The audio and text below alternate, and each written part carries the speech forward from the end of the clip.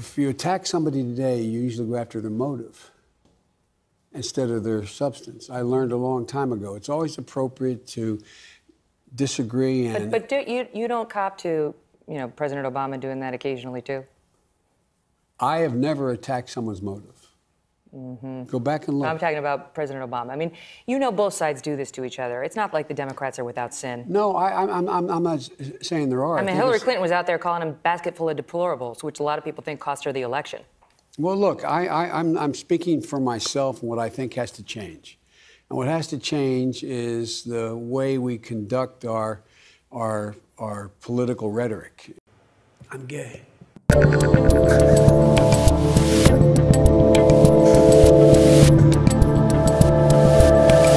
I don't know what we did there with that cold open, but I'm Dave Rubin. This is the Rubin Report. It's January 18th, 2024. I am joined by a woman who needs no introduction as my co-host on today's show. That's right. It's Miss Megyn Kelly. Megyn, how are you? I'm a little traumatized by that clip. I don't know. What's going on with my hair, and why did I look so fat? I don't remember being fat, but I used to be fat, I guess. You're going in the right direction, sister, because... Woo! Rare. Yeah, I didn't even know you're going to show fat me, and I wore my saucy top. It's funny. So that was obviously when you were on NBC, which is what now? That's about 5 years ago, something like that? Yeah, that would have been 5. It would have been 2018, I think. That's when his book came out. So 2018, and even if you watch that, I mean, he's lost a lot considerably mentally since then, and he was a little stumbly, fumbly even in that. Around the waistline. Well, Megyn Kelly lost weight, looks like $1 million. I think that goes without saying. But Joe Biden, even just seeing him there, and he's kind of stumbly. It's remarkable. No, it's remarkable. Really, it's like a different person. Even if you run sound bites from 2 years ago, you see a remarkable difference. And that was 5 years ago. And I actually spent some time with him behind the scenes. His wife was there too. And it's like two different people. I just feel like she's still together, but that might have been 25 years ago, Dave. Because even in person, like off camera, he was snappy, he was with it, he was clever, he had funny references. I feel like that person's gone. Yeah, it really feels like it's long gone. We'll get to more of him at the end and some of the goneness. We've got videotape of it. But first, I want to give Megyn Kelly credit on the internet. We did this on your show the other day, but I want it to be on the Rubin Report as well. Because about 2 years ago, it's almost 2 years ago, that I was on your show, and it was before DeSantis had even run for re-election or was running for president. We were getting into the Trump-DeSantis thing. And you said that the Trump people are ride or die. They're never going to break. It's going to be impossible for DeSantis. And I watched the clip again. We played it on your show a couple of days ago. And I watched it again this morning, and I was thinking, what was going on in my head at that time? And I think what I really thought, having just moved to Florida, was that COVID was going to play a much larger role in this election. That it was so fresh at the time that I thought this is going to be the thing that is going to drive people to vote or make decisions. And clearly that just didn't turn out to be. So after the Iowa caucus, I give Megyn Kelly some credit. You called it right, sister. You deserve the cred.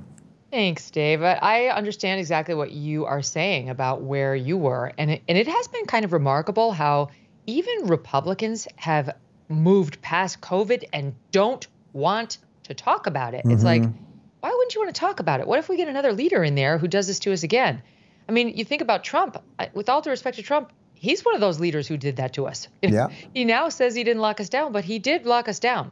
And not only did he lock us down for those 2 weeks, but he was calling up governors like DeSantis, urging them to keep the lockdowns going and chastising them when they didn't. All that's been swept under the rug, and not to mention the stuff with Fauci. Even GOPers don't want to talk about it. I do want to talk about it. I can see why you thought the Republicans, who are at least on the better side of that, would want to talk about it. But I just feel like maybe it was too much trauma, and people just wanted to forget about it, and that did not help Ron DeSantis. What does that tell you about the American people? Or what are even the results? We can throw the results up real quick of Iowa. Everyone knows already Trump got a little over 50%, about 51%. He got 20 delegates. DeSantis came in second, 21%, 8 delegates. Nikki just right behind him, 19%, 7 delegates. I mean, what does that sort of thing, like we went through 3 years of COVID craziness, something that none of us could have ever imagined a mere 4 years ago. We go through all that, and then it has no bearing on this initial caucus, at least. I don't know. I expected more from the Republican Party. I knew why the Democrats would want to move on. They did it to us. They advocated the wrong things. They suppressed our speech on their controversial moves. So I can 100% see why they'd move on. But why did the Republicans allow it to go? And all I can return to is it was traumatic. They don't want to discuss it. They know they were right. They know they were right about the lab leak theory, about the masks not working, about the vaccines being not really vaccines and having potential health risks. And instead of wanting to sort of bask in the glory of having been so right on so many things, they're just angry and they want to move on. Only this core constituency of like RFKJ supporters wants to continue talking about it. And the rest of the GOP is like, let's not go there. It's done. We'll never let it happen again, but let's move on because they just don't want to relive it. Is that partly because Trump has such a stranglehold on the party, for better or for worse? And in that, he did give Fauci an award on the way out. I think 3 weeks before leaving office, he was asking, there's a document proving this, he was asking DeSantis to shut down, again, as you had alluded to, warp speed, et cetera, like if they were to really focus on it again, and if we were really to get a reckoning, a lot of that would kind of be aimed at him. I don't think that's why. I think that maybe there's some core Trump supporters who don't want to talk about it in the same way they don't want to talk about anything that Trump has done that, is controversial. But I get the same sense from so-called regular Republicans, the normies, the ones who aren't hardcore MAGA, who are just sort of like, walking along, doing their Republican thing, but not thinking about politics all the way, or Trump. I think they all want to move on. That's my impression. Even on the show, you can kind of see if you do a segment on COVID, are people responding well to it? Does it get a lot of numbers when you cut it as an individual clip? No, not at all. And I don't have a hardcore MAGA audience. I have some MAGA supporters and some not. I just think that they don't want to talk about it. It's too upsetting. They were ready to move on from it after the 2 weeks. Never mind after, years. It was a bad chapter. They got sucked into involuntary measures that they didn't want to do with respect to themselves and their children. And I think they'd fight like hell if this came back around. But I think right now they get it. They figured out who the bad actors are, and they just don't have any desire to dwell there. Whether Trump had anything to do with it or not, he did win the Iowa caucus, and we've got a little bit of his winning speech. Well, I want to thank everybody. This has been some period of time, and most importantly, we want to thank the great people of Iowa. Thank you. We love you all. What a turnout, what a crowd. And I really think this is time now for everybody, our country, to come together. We want to come together, whether it's Republican or Democrat or liberal or conservative. It would be so nice if we could come together and straighten out the world and straighten out the problems and straighten out all of the death and destruction that we're witnessing. That's practically never been like this. It's just so important, and I want to make that a very big part of our message. We're going to come together. It's going to happen soon, too. It's going to happen soon. Megyn, are the Democrats and Republicans coming together over this? Has that been your takeaway in the last 48 hours or so?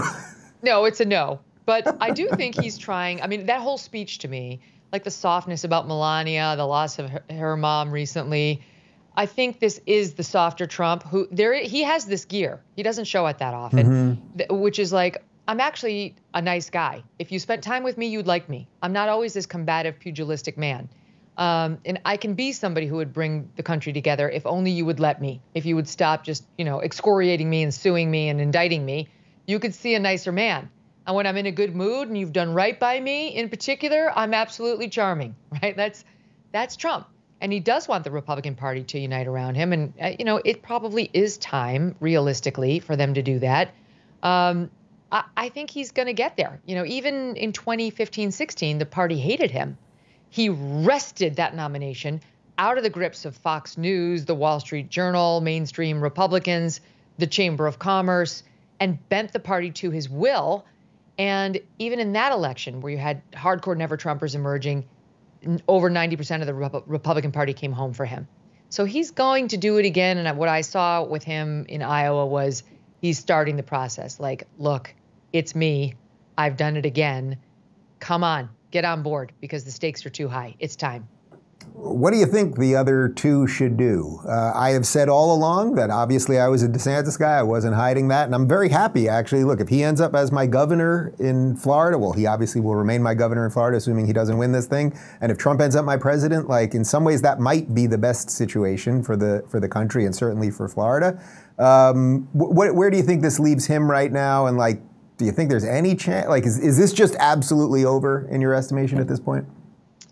With all due respect to Nikki Haley and Ron DeSantis, yes. I don't think they have any chance. It's over. It's Trump's. He won. Even if she wins New Hampshire, and she's not going to. I mean, she's got a sliver of a chance of actually winning. Even if she wins New Hampshire, that's one state where independents and Democrats are allowed to vote. It's not representative of the Republican Party. And she's not going to win in South Carolina. Trump's going to dominate there. And then we go to Super Tuesday, where he's going to run the board. He's going to be very powerful on Super Tuesday. He's done a lot of legwork. Unlike in 2015-16, Trump has a team that knows what it's doing and has run the tables in places like Nevada in a way that's going to be very helpful to his electoral chances. The New York Times daily podcast called The Daily did a deep dive on this the other week, and it was actually very interesting on all the work Trump's been doing to set himself up for success in getting this nomination, even if he's indicted. So like to set himself up for winning against his other GOP competitors and then to make it almost impossible for them to take the delegates away if he is indicted or convicted between now and the conventions. He's playing it very smart. He's got a very good team around him. So yeah, I think it's over. And I see why DeSantis and Haley are seeing it through to New Hampshire. You could make the case they owe that to their voters. Certainly she owes it to her New Hampshire voters to see that through. But I'm pretty sure DeSantis will drop out right after New Hampshire, and Nikki Haley will probably declare a win, wait until she takes a beating in South Carolina, her home state, and she's out too. Vivek's gone. Asa Hutchinson's finally gone. Who knew he was still in? Yeah. And the party, by the end of this month or February, will definitely, I think, be behind Trump. Yeah, I basically do agree with you. I think my guess is DeSantis stays through South Carolina since he skipped right over New Hampshire and just went right there. I feel like he knows nothing good's going to happen in New Hampshire, and then you do South Carolina, and that's that. What do you think DeSantis's takeaway from all this should be at the end when he comes back home? I think he's going to say Trump was just too immovable. Immovable feast. He was an immovable beast. It was just, you can't, when you start to date the guy who's separated from his wife and he's really good looking and you think, oh, I'm really hitting it off with him and he's separated. But like the ex-wife is amazingly good looking and brilliant and dynamic. And you're like, yeah, but there's a window. They separated. I'm here. I'm cool. Maybe he's going to. It's just very hard. Then you find out the ex-wife is Heidi Klum, but she's got the mind of Marie Curie. And it's just not going to happen. Sometimes you may be a great package too, but it's hard to insert yourself into this relationship that's already established, even if it had a bit of a separation. And that's Trump and the Republican Party. The separation wasn't really caused by Trump. It was caused by Joe Biden coming along in an election, and they kind of had to say goodbye before they were ready. And then Ron DeSantis says, opportunity. I could get in with those Republican voters. Maybe they want to marry me. And they were like, oh, yeah, you're kind of handsome. Oh, my God, look at Heidi Klum. That's how it went down. It was a very, very massive challenge for him. I don't think any mere mortal could have done it. And certainly not given the relative talents of each man, was it going to happen this time around. He's just, you can't beat a walking ball of charisma with slow and steady wins the race. It's just right. It's not meant to be. I think that's the key part, because I'm seeing everyone say, oh, he should have done this, or he should have done more podcasts, or he should have blah, blah, blah. And it's like, I don't know that any of it would have worked because of the point that you made to me 2 years ago. There was going to be this group of people that would not have moved no matter what. It's kind of funny, because if you had a time machine and you just threw Ron DeSantis in a Republican primary 30 years ago, it's like the guy actually did run a pretty flawless campaign. He never got hit on a debate stage. He never made a major mistake. The policies were all there, probably more in line with the base than even Trump. But again, there was this unbelievable orange X factor, and it just is what it is. Well, and we require so much of our politicians post-Trump. Before Trump, I'm old enough to remember like Scott Walker as the front runner. Yeah. I really like Scott Walker. I think he's brilliant, but he's not exactly Mr. Personality, when it comes to charisma. That was fine for the Republican Party for a time. They were like, yeah, we might do that. Let's let's try him out, you know? They nominated Mitt Romney. He's not a walking ball of charisma either. John McCain wasn't either. You know, we could keep going. George W. Bush wasn't. He had charm, though. He had some charm in baseball. But it would sneak up on you. But anyway, none of them was in Trump's field of like commanding a room and the celebrity factor and the humor. He's a stand-up comedian. As you know, you appreciate that talent. None of them had that. So until Trump came around, our standards were lower on how much we needed to be entertained. You know, like, entertain me, dance for me. That's how we are now. It's like, oh, Ron DeSantis, you don't make me laugh. You're not clever. You're not funny. You're just a good leader. When did I don't want that. You're just right? functional, defending the Constitution, making sure the government can't inject us with shit. I didn't sign up for this. I paid a $25 cover charge. Make me laugh, bitch. Anyway, so I think they were all up against it with Trump, and it won't be until Trump exits stage left on his own volition or because he gets called home up above that there's going to be room for another person in this, you know, race for the White House or this sort of presidential politics on the right. What would you make of the argument that, in essence, this was the best thing that could have happened to the Democrats, or assuming that you're correct about this and Trump now runs the table, that, all right, you have the weakest candidate, you have the court cases, we know a certain amount of people hate him, people think he's Hitler, like this is what they wanted. There are no new voters there, something like that. I guess I don't totally buy it. I get it.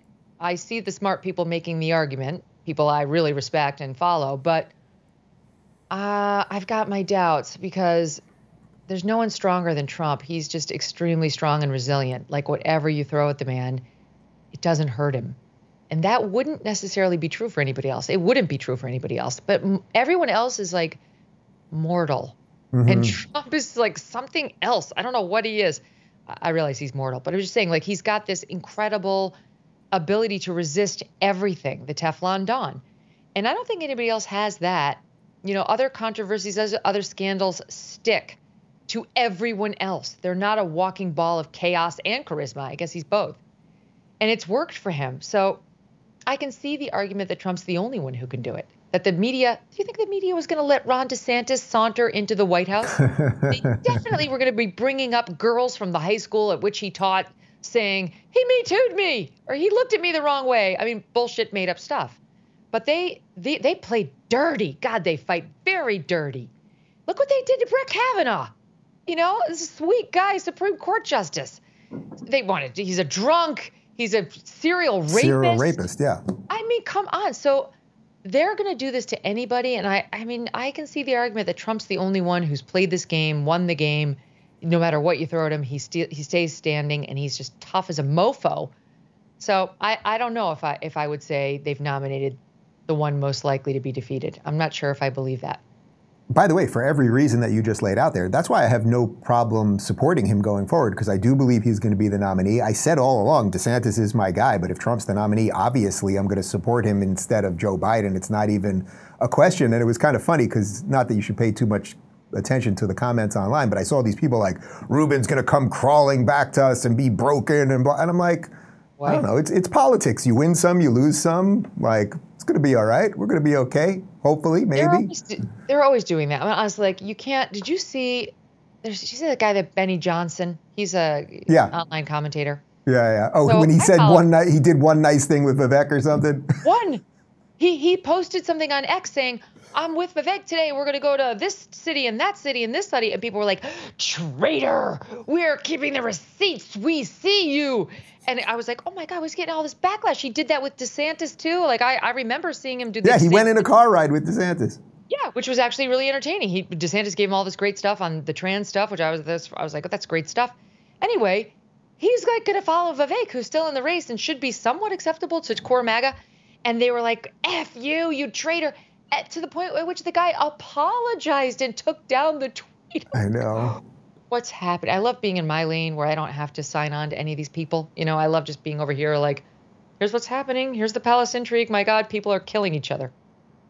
As Jordan Peterson says, never apologize if you don't owe someone an apology. I think Benny, who I think he kind of dropped the ball on that one. But actually, speaking of the no new voters thing, because that seems to be an argument too, that Trump just can't bring in new voters. There seems to be an interesting thing happening with Nikki right now, where there's two kind of schools of thought. One is that she can bring in new voters. So here's Kayleigh McEnany, who she was like the shining star of the Trump presidency. He subsequently has turned on her, but she said Nikki Haley just congratulated Trump, her opponent, on his win. Interesting. She has made clear that she is not running for second, but still is clearly a strong contender for vice president. Politics is a game of addition, and Nikki adds a different voting bloc to Trump's base. That seems very true to me. Like, I know the base doesn't want to hear it, but first off, they have worked together. She was U.S. ambassador to the UN under Trump. She did a pretty damn good job at it. I know the base hates like whatever the neocon stuff they try to attach to her is. But he is going to have to figure out some way to bring in some new people, right? Yes. I mean, I wouldn't read too much into Kayleigh McEnany's tweet. With all due respect to Kayleigh, she was his press secretary and not his chief of staff. She didn't run his campaign. She was his mouthpiece for like a year. And now she's at Fox News, where they're very much behind Haley. So, like, I wouldn't read too deeply into that.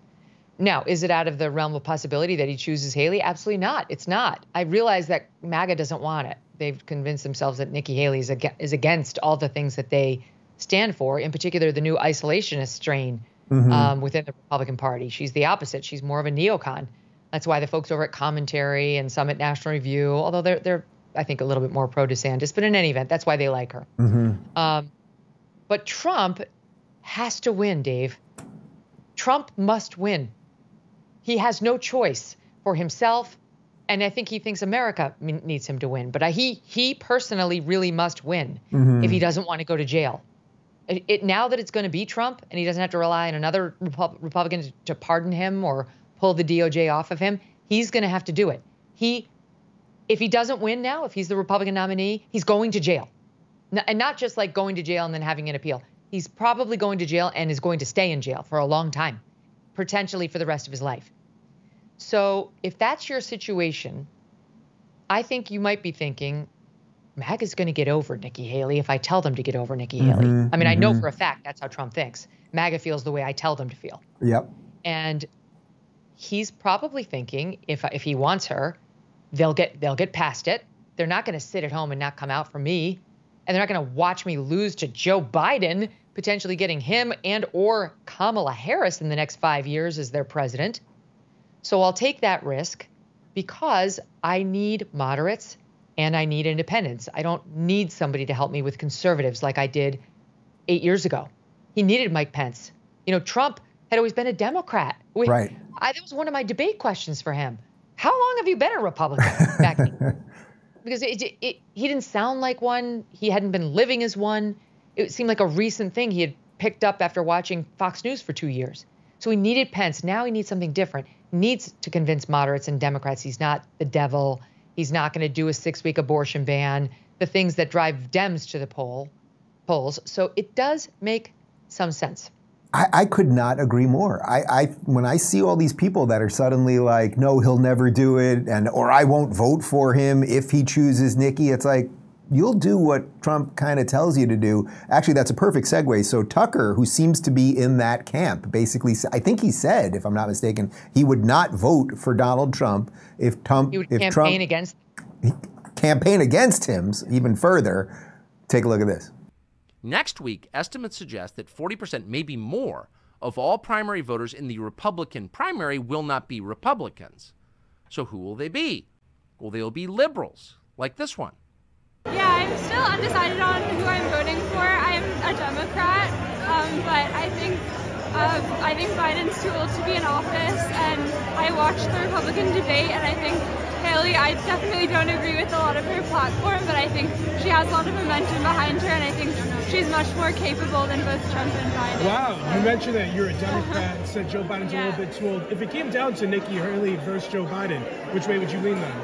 I think I'm still undecided on that. I definitely agree a lot more with Biden's platform, but I think Haley's more capable of the job. That poor girl. She'll be embarrassed by that tape at some point. But she went on in that video to explain that the issues that she cares most about in the world are, quote, climate and transgenderism. So that's where she is politically. And if Nikki Haley wins the primary next week, it will be because of people like the woman you just saw. They are the real Nikki Haley voters. Okay, Megyn, I don't want to make it about that girl who's just randomly showing up there and whatever. Let's just put her aside for a moment. But the notion that if Trump chose Nikki, that Tucker Carlson would actively campaign against him, I mean, that's pretty intense. I guess I have my doubts about whether Tucker would really do it. I accept that right, he exactly. doesn't want her at all. But, you know, in the end, the politics, it's a binary choice. There, you know, yes, you might have RFKJ or you might have, you know, Joe Manchin, but Tucker's not going to vote for one of them. I think he's going to come home to Trump. I think he's going to do it under protest. I think he's going to look for ways to limit her influence, that kind of thing. And listen, he'll have more influence over Donald Trump than Nikki Haley will. I don't think the influence will go two ways between Nikki and Joe Biden. I mean, sorry, Nikki and Donald Trump. Yeah. I really think he'll tell her what to do, and she's not going to influence him at all. I don't really believe it. I think it's one of those things where it's like, I'm taking my ball and I'm going home. But like, the game is so fun, and you really don't want your team to lose, so you will play. That's my bet. Putting aside Tucker and Trump and even Nikki for a second, what do you make of the ideas of these open primaries like they have in New Hampshire? I'm personally not a fan. Like, a primary is for the people who vote for that party. The idea that you would open it up to everyone, it actually instigates people who are bad actors to vote for people that they think are more able to be defeated by the person on their side of the aisle. I agree with everything you just said, and I also think it stinks because the Democrats are much better at it than the Republicans are. Why are the Republicans so bad at dirty pool? Like, because they have really jobs. They have jobs and families and things to do during the day. The Democrats, they're on the meth, and you know. I just feel like the Republicans spend so much time whining about the mail-in ballots and like, you know what? Remember that? What was that movie? Remember that movie Malice with Alec Baldwin and Nicole Kidman? It was such a good movie. Oh, it was so good. It's a thriller from like 1993. And there's a scene where Anne Bancroft is like kind of grizzled and she's got the gray hair. She's drinking the double malted and she goes, "Get in the game. Get into the game." That's my message for the Republicans. Quit your whining and do better. Like, if the Democrats are going to do all this stuff with the ballot and the harvesting and all, like, stop whining. Just beat them at their own game. If you're not going to actively work in between elections to change the laws, then exploit them in the same way the Democrats do. And I suppose I feel the same about open primaries, you know, and also nominating the most radical candidate in the primary season that you can, so that they'll lose in the general, the way we saw the Dems do to the Republicans in 2022, when they spent all that money to nominate the people who could not win. And the Republicans just go along with, like, anyway, they're not very good at winning elections. They're much better at legislating and ideas than they are at actually winning. It's something to put on the master to-do list for 2024. Well, speaking of that fight and what maybe makes them not so good, this tension between the isolationist wing that seems to be sort of like the Tucker, Vivek side of this thing versus the more traditional Republican, where do you see the kind of energy there? Do you think it's kind of a healthy fight? The funny thing about Nikki, like, I get it that I guess she's funded by these people, but as UN ambassador, she was quite good. I mean, we showed strength so we didn't invade countries. That was under Trump. So there's a little bit of play with the way they talk about it with her, I think. She did, but I think she was enacting Trump's policies there. You know, when you hear her talk about her worldview, there's no question she sounds like a neocon. Yeah, well, she's all in on Ukraine for sure. She's all in on Ukraine, and I think she's, you know, very much a defender of Israel, and I get that. And she's very aggressive about the way she talks about Iran. I mean, she just has a bellicose language to her that is unnerving, I think, to a large section of Republicans who feel burned by the 20-year wars and have been lied to by the government, especially by Republican presidents that they believed in, and kind of have just had it. They've just had it. And they don't believe in these military leaders. They believe in the military guys, but not the leaders. And we hear that from a lot of military rank and file that we all love and respect. So I just think they think she's too flippant about the use of American military power and too tied to those industries, and will be too quick to say, yeah, let's send them, without realizing what it's going to do to you've got 2 little boys now. I've got 2 boys. I've got a daughter too. I realize they can go, but they can't be drafted yet. Women cannot yet be drafted. Anyway, this is what I hear. So I don't know how this fight pans out, to tell you the truth. They haven't really had to have the fight recently. Trump was a little bit more isolationist, though willing to drop a bomb when he needed to. Hi, Soleimani. And then we had Biden, who is, I wouldn't describe him as a neocon, but he is, he's not an isolationist either. Like, he's kind of trying to thread the needle. So now the Republican Party is at a crossroads. Trump is, he's more isolationist, but we are facing a much more dangerous world, in large part thanks to Trump's predecessor. So what does he do now? What would Trump do with these Houthis? What would he do if, Iran amps things up, which it very well might as soon as this week? What would Trump do if Putin did finish in Ukraine and move on to another country, like a NATO country? I don't know the answers to those questions. Would the isolationists like Tucker become more bellicose and support, a more neocon type policy if President Trump were at the wheel? Only time will tell.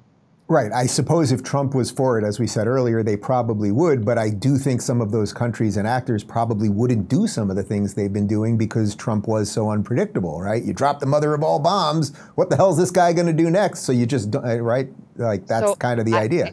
I have said that, and I see that. That is how I see his 4 years he already served. But I don't know that that's what's going to happen in the 4 years he might yet serve. The world is a very different place right now. It's exploded. Joe Biden's weakness has invited a lot of provocative actions.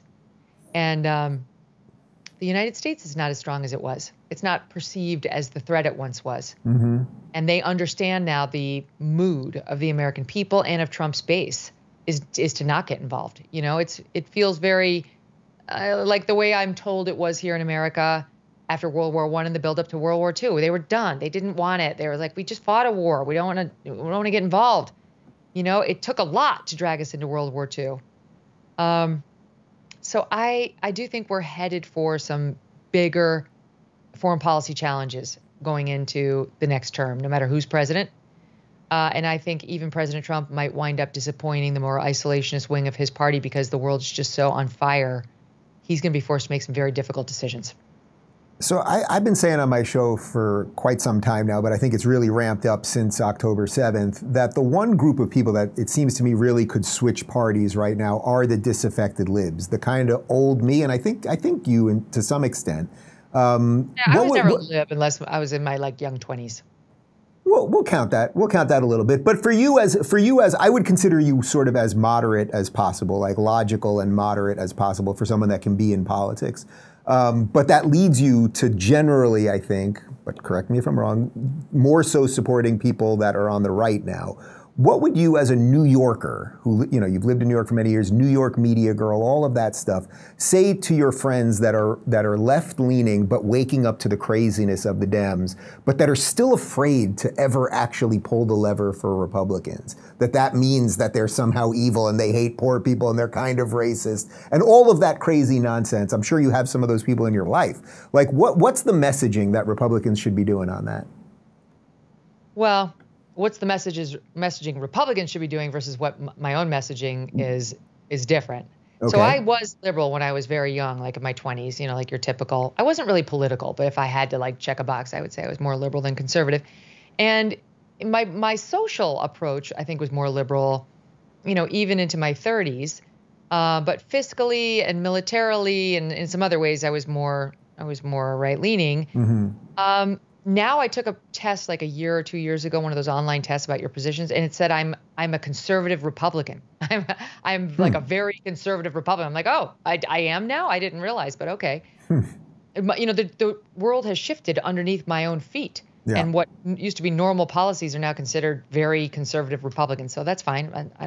I'm not a Republican. I'm an independent. People call me a rhino. I'm like, oh, it's worse than that. It's not. I'm not even right. I'm not even saying it. Yeah.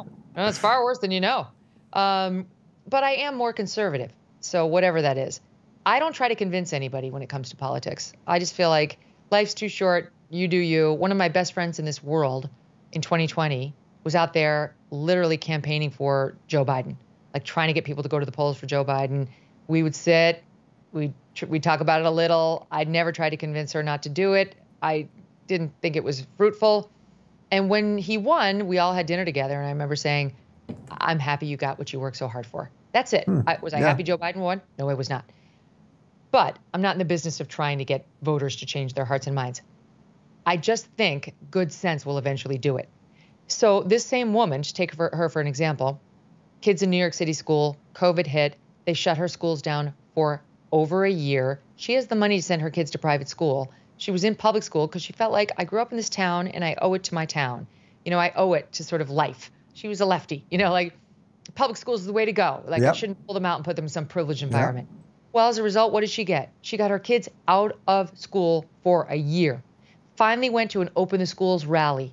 You know what happened? She was called a white supremacist by a bunch of protesters who were standing there. That's when I saw the light bulb go on, right? Like, wait a minute, what's happening? Maybe I've made some bad decisions. And then it started to spiral from there, like getting shamed all the time in the lobby of her building for not wearing a mask. Her kids not being able to play basketball unless they were double vaxxed at age 13, and so on and so forth. So and by the way, she happens to be Jewish. So now, she's in full MAGA gear. She's a registered Republican. She ran for city council as a Republican. She's more right than I am. So life had a way of transforming her. And I was just kind of over there going, come on in, the water's fine. It's fine. But for people who are not ready to pull the lever for Republican because of branding, I think we have to cede that. The Republican branding is terrible. You shouldn't want to share a jersey with them. They're ridiculous. They have absurd people. Why would you want to? You don't have to. You don't have to go full Republican. You can be where I am. You can be a registered independent. You can just vote like a sane person and be free to call out the nonsense on both sides. So that's kind of what I would say. If I were a registered Republican, maybe I would say it a little differently, but I'd say you don't have to adopt all of us or all we stand for. You just have to understand what pulling that lever for the Dems will get you. Little boys' penises are going to be chopped off. 13-year-old girls are going to have their breasts chopped off. We're going to have millions more illegal immigrants coming into this country with, diseases, with fentanyl that's going to kill American kids, with a desire to vote Democrat so they can get more entitlement spending, which you and your children are going to have to pay for. Environmental policies that want to take away your gas stove and your gas fireplace while the people pushing them are driving huge SUVs and flying private while their jets wait for them to load up their ski gear. It doesn't, if you're paying any attention at all, it doesn't take long to see the nonsense unless you've already been totally indoctrinated on the far left. Yeah, that's why I say all the time, I'm very proud to be a Florida Republican, which is the first time that I ever registered Republican. But saying that is very different than saying I'm a national Republican or something like that. I don't know what that means, but I do know what it means in the context of Florida very clearly. We really do it right here. But let's transition from doing it.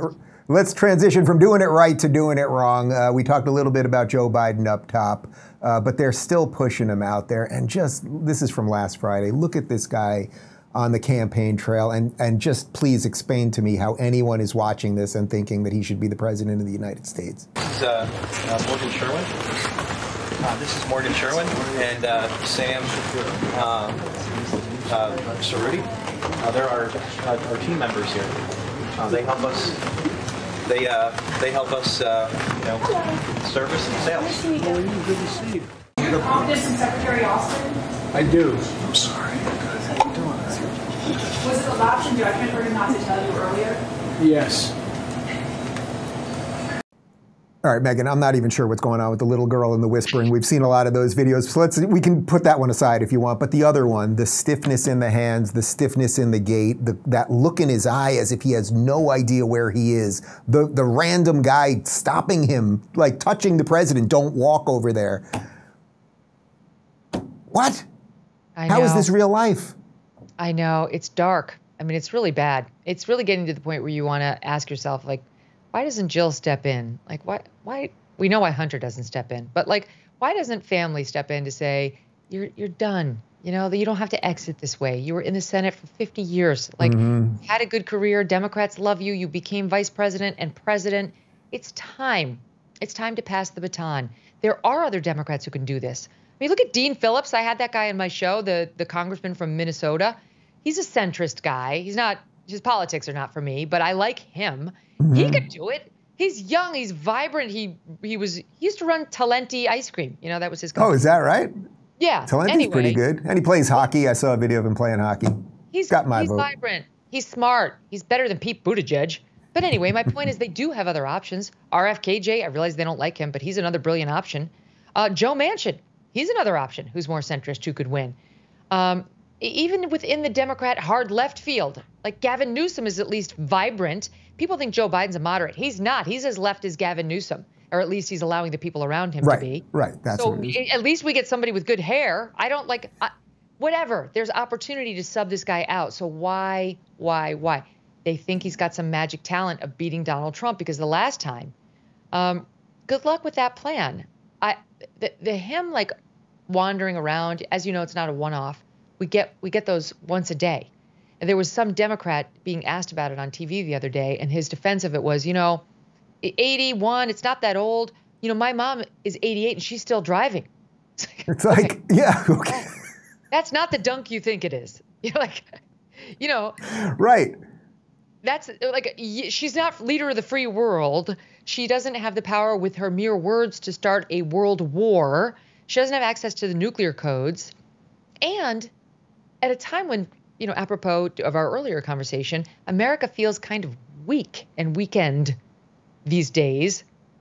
He's almost just the perfect avatar for that weakness. So it kind of disturbs me on a few levels. There is something about Trump, and I've said publicly, and he got mad at me, he's lost a few steps. He has. I know he doesn't like hearing it, but he's lost a few steps from 16. But there's no comparison between these two men. And the thing about Trump that is attractive in comparison to Biden in this vein is, remember Trump at the G7 when he went up to the guy from Montenegro and he grabbed him on the shoulder? Oh, and yeah. Like, get out of here. Yeah. Right? Like bolded, right past him. Yeah, we'll throw to some B-roll of that as we're doing this. It's brilliant. I loved that. It's like, we're the United effing States of America. Move back, Montenegro. Get out of the way. Like, I liked it, I have to say. I think a lot of people liked it. They like a strong man. They like feeling like, yeah, USA, back-to-back world championships. And when you look at Joe Biden, you feel all the opposite. You feel like you've got the losing team in a football season that's never going to be able to get the ball across the end zone. That is kind of an embarrassment. There's the seats in the stadium are empty, and you just kind of feel bad because it's been so long since you've had a winning season. That psychology is at play when you look at both men. And I do think the Democrats are in a lot of trouble if they're just banking on, he's centrist Joe. He's like the sweet Joe from Scranton. We bought that lie once. I think the American public have realized it's not true. He's not this sweet centrist guy, and he's incapable of staying on this job for 4 more years. Right, and I actually don't know which one is worse, whether he's as incapacitated as we all think. I mean, no one in their right minds thinks he could work one shift at McDonald's, and I don't mean that as a shot to anyone that works at McDonald's. I don't think he could work one daily shift behind the counter at McDonald's. That's one thing, but I don't know what's worse, that or if there's a shadow government basically behind him pulling the strings. Like, is that Barack Obama or who the hell? Which one of those things would even be worse? Who knows? Who did we elect? I don't know. But right. This is one of the things, I think a lot of people who aren't paying attention don't really even realize how deep the DEI stain has gone into our government, into our schools, thanks to his leadership and his plan. The same with the transgender ideology. He is not centrist. He's radical. I mean, or the people around him are. I don't really give a damn at this point because it's the same, in terms of its effect. And so, I was talking to that guy, Dean Phillips, who made DEI part of his platform as this Democratic challenger. And then I start asking him about some of these radical plans. I don't think he even knew some of what Joe Biden was doing. Those letters do not stand for what many people think they do. Mm-hmm. Either way, for me, it's like the bottom line, anybody who believes in any of that nonsense has got to go. I could never vote for somebody who's behind dividing us by race, allowing little children to chop off body parts before they've reached the age of majority, before they can smoke a cigarette. And Joe Biden's 100% in favor of all of that nonsense, feeble or not. what it might all boil down to, of course, is that the lady behind him is not that impressive. Here is Kamala Harris earlier this week. Look what happened in Georgia. Passed a law to make it illegal to give people food and water who are standing in line sometimes for hours to vote. What happened to love thy neighbor? The hypocrisy abounds. I see our college students up there. And let me just tell you, I love Gen Z. I don't know if something, I love Gen Z. So, okay, for the older adults, this is going to be a humbling thing I'm about to share with you. If someone is 18 years old today, they were born in 2005. Oh, yeah, check that out. Think about that for a minute. Look who's walking around with an abacus. Idiot. Megyn, does that answer your previous question, which is like, well, why can't they get rid of him? That's kind of why, because they know that, like, okay, if you could bring in Dean Phillips or if you could bring in RFK or anyone else magically, well, you still have to get rid of her, and that's what they're up against right now because nobody's going to vote for her. Aren't you feeling sorry for yourself, right? I'm feeling sorry for me. Why am I feeling sorry for Megyn Kelly right now? How did we get stuck with these two? How did we get stuck? Existentially, yes, I feel bad for all of us, yeah. Did you go on with her, like, in that same speech with her, like, what we need is to be unburdened by what has been, which she says, like, every other day as though it's a newfound profundity that she's come up with and she absolutely loves, as almost as much as her Venn diagram. She loves Venn diagrams. Sandwich. She's an also, empty Russia's big. vessel. Russia's big, Ukraine's small. Remember that one? That was a good one. It's a country, and it's right next to Russia. And yeah. So, yes, she is a massive problem for him, though I do think there's a way of getting rid of both of them. I really do. I just think, like, Joe Biden can say, it's time to pass the baton, and the new person is going to need to choose his own vice president. Like, sort of approach it as though, obviously, I'm ceding to the next runner for president, and that they're going to have to compete. Michelle Obama and Gavin Newsom and Pete Buttigieg and Kamala Harris are going to have to compete for it, right? Yeah, like make it a contest, but the Democrats will never put her in. But he cannot pass the baton to her because they will lose, and they know that. So I do think there's a way. There's a way of getting rid of both of them, but he won't cede. He is not going to cede. I don't believe he's going to cede power. I don't remember in recent history any president ever doing that, when they thought that they had a chance of actually being reelected. So they're stuck with them. And the problem with her presence, this is what happens, live by identity politics, die by identity politics. He chose her, he said, because she's a black woman, same as Ketanji Brown Jackson, same as what they're now saying at Harvard, has to be another black woman. It does? Why? Anyway, now he can't get rid of her because who's the most loyal group of Democrat voters? Right. It's black women. Right. He's losing black men to Trump already, like by the droves. He's losing Hispanics, but he's not losing black women. And already some black women who are prominent social commentators have said, don't you dare. And also, don't sub-bib Michelle Obama because, quote, we're not interchangeable. That's a quote from Sunny Hostin of The View. She's weighed in on it. She's not the only one. She'd be interchangeable with the traffic cone. You can't get rid of Kamala. Like, it's a hard no. So they've tied their hands. And unfortunately, if he wins again, they've tied all of our hands. Megyn, come mid-January 2025, who will be president of the United States? And then I will let you go. I hate when people ask this because I know, and that's why I'm doing it, because you got me on that other one with the Trump and DeSantis thing, and now we'll just have a clip out there hanging there. I'm going to have to say Donald Trump. I just think, I know we're about to go through a year of criminal trials, and probably convictions, and maybe even the rogue judge who sends him into jail pending appeal. Unlikely, but maybe. Trump grows with every controversy, and I think it will be true this year as well. I've never seen the Republican base so angry about something. Even the ones who don't like him are going to try to send a message that that kind of electioneering that the Dems are doing to him is not okay. And Joe Biden over the next year is likely to have a fall or an impossible to ignore senior moment. And so I'd have to say Trump. Megyn, as I always tell you, you're on the top of my very short list of people who make me think that there are sane people in the world and we might exist in a couple of years from now. I feel like I owe you a bottle of tequila because of that Trump-DeSantis thing. Do you have a specific type, or do I have carte blanche here? Yeah, carte blanche, as long as it's like, white tequila. I don't want like any of the yellow stuff, like this lowbrow. Something elevated, please. You want a Cristalino. I'll take it. Send it my way. I've learned if you put an orange slice in it, like an orange rind, not the slice, it changes the whole thing. You can have it over rocks without the caloric mixers. Boom, you're home. As they say when they're drinking tequila, adios, amiga. I just want to tell you that America is the greatest place on earth.